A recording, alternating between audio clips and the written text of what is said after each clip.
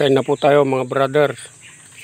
Ito po naglaga po kami ng kamuti dahil wala po kaming gamit na kaldero. Itong lata ng lacquer thinner. Hindi na makikita oh. Lacquer thinner. Globisco INC. Naglagaan po ng talbos ng kamuti ng pamangking ko. Diyos ko, baka sakaling baka mamatay na kami rito. Lata ng lacquer thinner. Dahil wala nga maulam, naglaga sila ng talbos ng kamuti.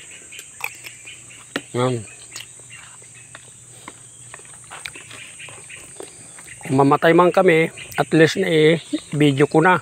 At least naraos namin yung gutom. Naraos namin yung aming gutom. Kaya pinaglagaan niyang lata ng lacquer thinner.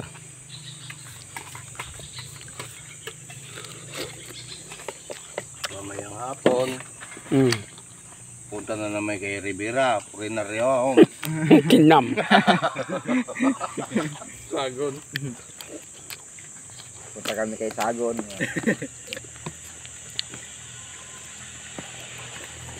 Papananggarot mo. Nadali ka tiner. Nalas ko magilangit. Kaya doon ko siguro nagsubling. So napintas siguro dyan. Sa langit.